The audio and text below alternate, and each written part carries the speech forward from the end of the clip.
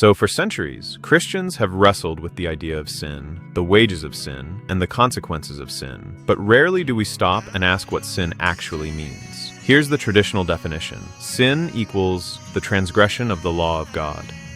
And then we have the famous 7 deadly sins. Refers to a set of vices or sins that could lead believers away from God and harm their spiritual growth. Many people have heard of the 7 deadly sins, which are pride, envy, wrath, sloth, greed, lust, and gluttony. These sins have appeared in music, movies, and anime. On the surface, they don't really look that bad, right? I mean, we've all done at least a few of those. Most of them, all of them maybe. Wait, what's that? Jesus lived a perfect life. Never sinned, eh? Got it. So they're telling me that last time I was here, I lived a sin-free life. But bro, come on. Now, obviously, some of these things can become destructive. Greed can consume people, wrath can destroy families, lust can become exploitation. But the point is that none of these are deal breakers, right? As long as you don't gain a destructive obsession with them and you aren't hurting others while doing them, then you get some moral leeway. After all, human imperfection is not spiritual failure. So why then is sin such a big deal in Christianity?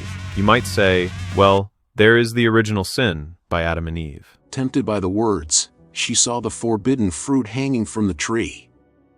The more she looked, the more desirable the fruit became. So, Eve gave in to the temptation and went against God's command. She ate the fruit of the tree of the knowledge of good and evil and shared it with Adam. All of a sudden, their eyes are opened and the two realized they were naked. You would think that the mud in their cracks would have tipped them off about being naked. You know what I mean? What happened today?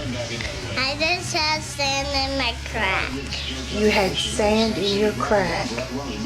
Did it hurt? Yes. But hey, what do I know?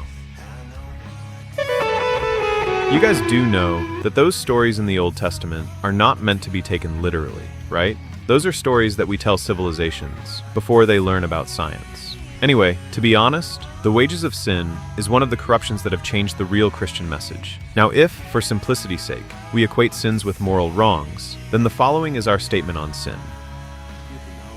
The clearest moral wrongs are actions that unjustly harm, exploit, or violate others. Private behavior should generally be approached through responsibility, self-awareness, and moderation rather than blanket prohibition. But I gotta be honest with you humans. Sin matters because harm matters, not because God is keeping a cosmic arrest record. You are here as humans to learn how to be better spiritual people. You're not here to prove to God that you are worthy to keep around for a while. But this is a reality that is harder to exploit by grifters posing as servants of God. And I gotta tell you guys, man, you got a lot of grifters on this planet. I mean a lot. It kind of blows my mind a little. I mean, do they have unions? Yes. 401ks? Crazy, eh? Chega mal.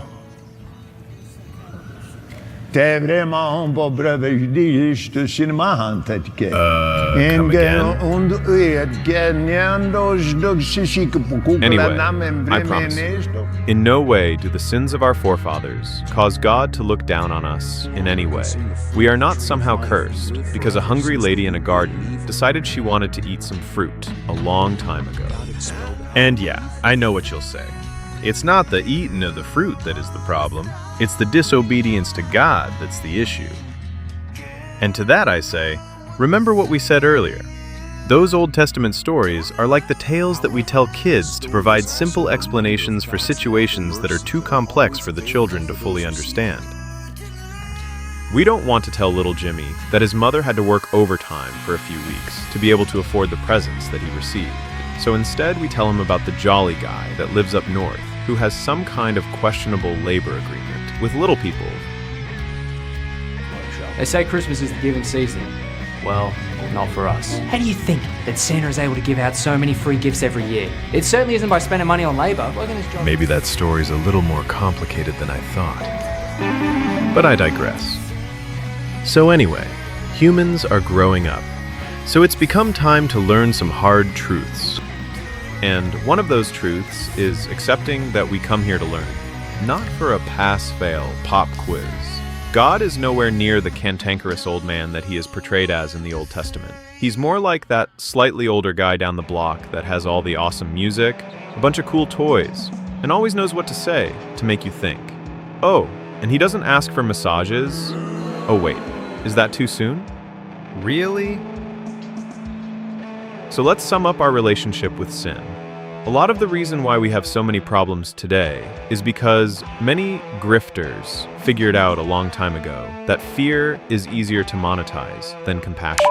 Not to mention that fear allows for easier control of the fearful. So the idea of sin was amplified by the church to increase their wealth and power. Wait a minute. Are you telling me that there are humans who actually pushed a made-up narrative to gain wealth and power? Wow. Never heard of that before. So always keep in mind that we are here to become more loving, compassionate, wise, and spiritually mature people, not to avoid pissing off my dad.